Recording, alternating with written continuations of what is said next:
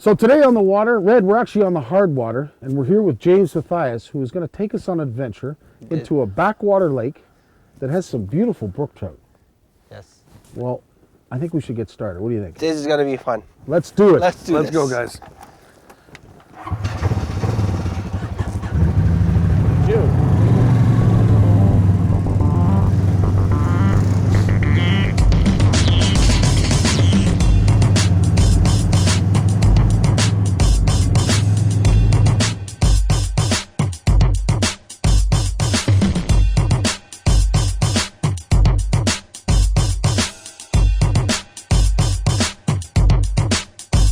So once we got on the trail, we got down here onto the water, and I'll tell you, it was an adventure coming down those hills and whatever. And we had that partridge that chased us down the hill. Yeah. Never had that happen before. Yeah, that was pretty neat. That alone, riding the ATV, made my day already. I'm done, actually. I don't even need to have fish right now. Okay, well, we're hopefully But going we're to gonna get get fish. Don't That's what say we're that. here for. We're- Yeah. We're here to get some. We're getting It's some not fish. Canadian Filipinos ATV like network, eating it's fish. the Canadian fishing And network. Canadian. Do you So- dig or punch? How do you? Well, when we came through here, we had to cross the lake, right? And so this has been a productive spot for us right here over the last little while. So we decided to start here this morning. It's called an auger. We get the auger out. It's a gas-powered auger. We punch some holes, throw some ice around, and then we got to get your hut set up with some heat in it, some chairs or buckets in this case. When we're coming into the backwoods, and you're on a back lake like this, we can't be bringing out the lounge chairs or So we're sitting what on a have bucket. you. So you're sitting on a bucket with a pad. Hopefully we brought the pads, I believe, and make it as comfortable as possible for people out here. But And I think it's important to note too that before we came down here, I mean, if you're just someone coming here and don't know the area, you're taking a bit of a risk because you have to test the ice properly. We did have some warm weather, some rain the last few days or whatever, and then it froze solid again. But what that does, and as you guys seen it this morning, some of those hills are slick, as slick gets. We were sliding. We were sliding down a couple hills, but we have been back here numerous times, even just getting ready for you guys to come. So with these sheltered back lakes, we're a little bit protected from. And everywhere around here, I hear water running. So you always have to be cautious because when you do get that rain, you get that subsequent flow of water from springs that become more active. Absolutely do. And there are a couple of springs on this lake, and which keeps some of the lake open. We don't want to go anywhere near it. No. So again, when people are going out to something like this, it's always a good idea to kind of stick with your guides. And then we have these now set up for fishing and. Well, we've got active lines. That's exactly. Yeah. And this is an interesting concept. And I think now that we're done explaining the detail of how we got here, let's start talking about catching some fish. So let's go over and have a look at some of these setups here.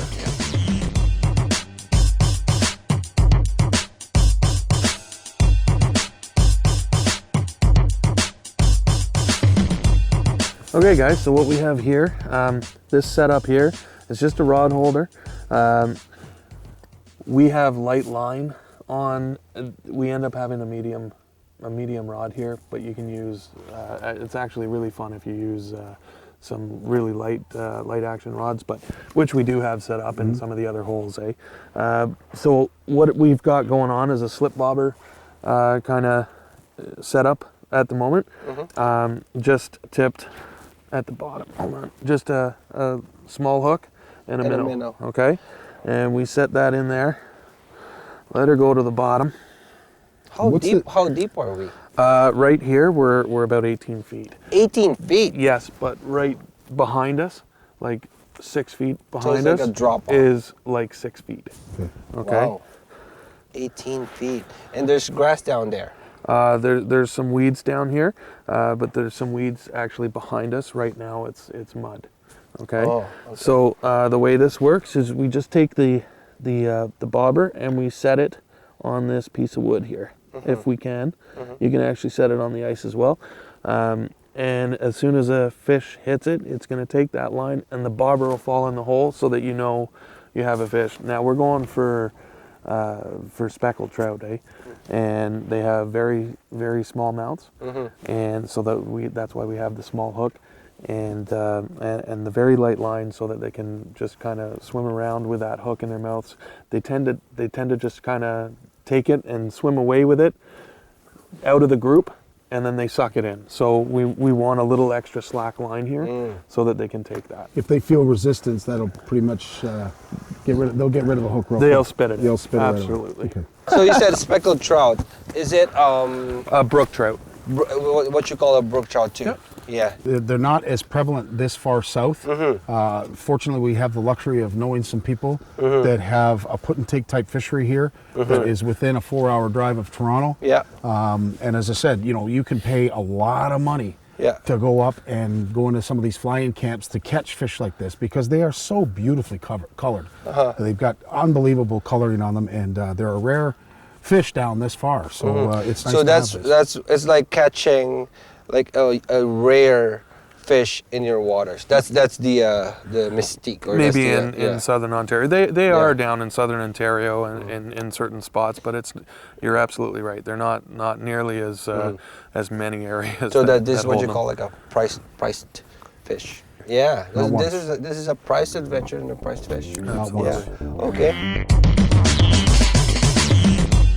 So today on Gear Talk, I want to talk, Red, about probably the most essential thing when it comes to ice fishing, next to the ice itself.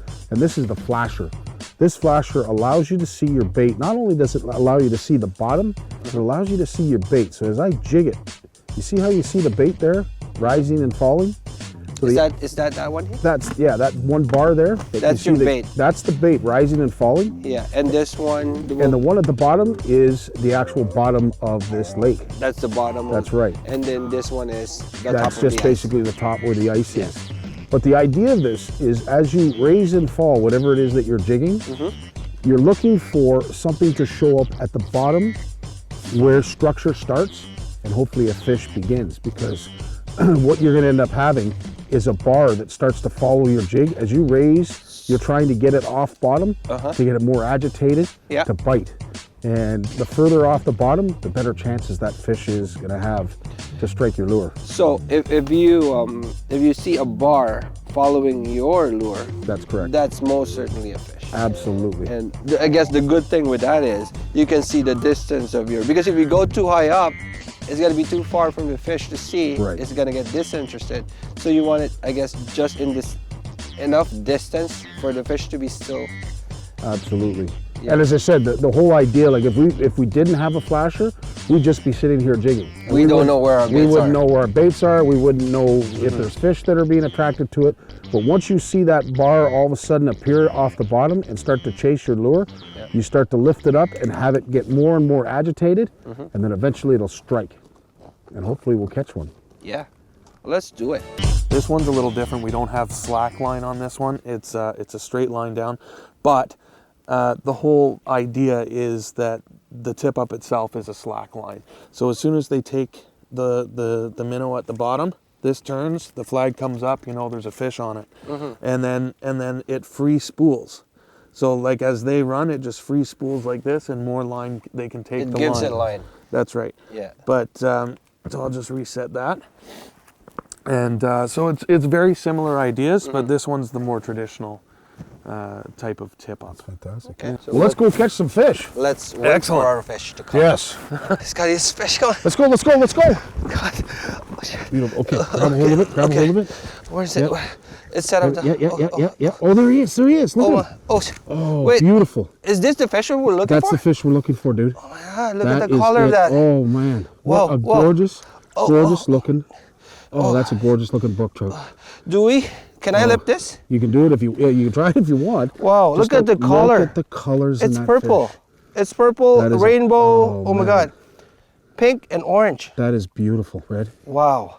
All that driving and empty four-wheeling. And it's kind of slippery, eh? She's very slimy. Yeah, turtle Slippery. very slippery. Turtle very slimy. Oh, it's really deep too. Look at that. Yeah, He okay. wanted that, did he ever? Yeah.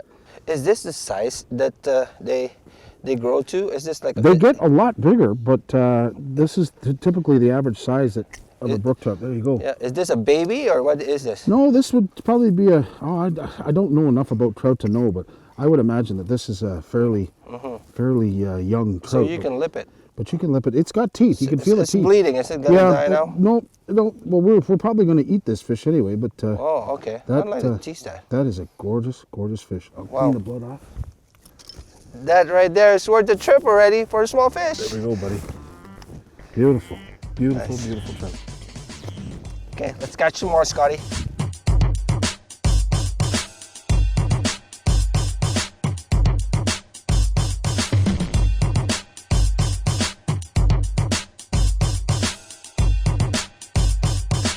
This is the more traditional type of ice fishing where you're jigging a spoon that's tipped with either a minnow or a minnow head. I saw James, so he put on mine a spoon, and then he put a minnow, and then he cut off the body and left the head. Yeah. Why is that? Why do? Well, it's funny. Do they like the head better? Yeah, Gord Pizer says it best that, he'll give you 10 cents for a whole minnow, but he'll give you a whole $1 for just the head. Only thing with ice fishing is your hands get cold, eh? Absolutely. Yeah. Is there any what do you do to?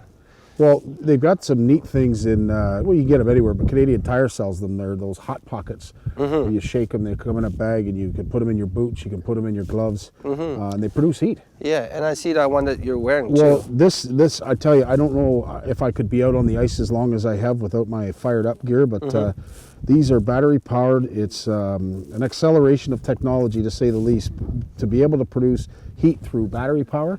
And so those are like heated gloves. It is incredible. Also, one tip that I can give you that my wife told me is even if it's winter like this and it's cold, right? But there's sun, you still have to wear sunscreen.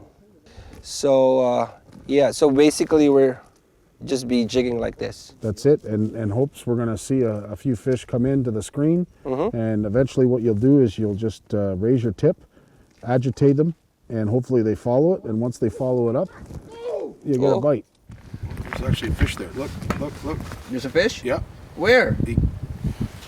Yep, I got it. Oh my God! No! Oh my God! You got a fish?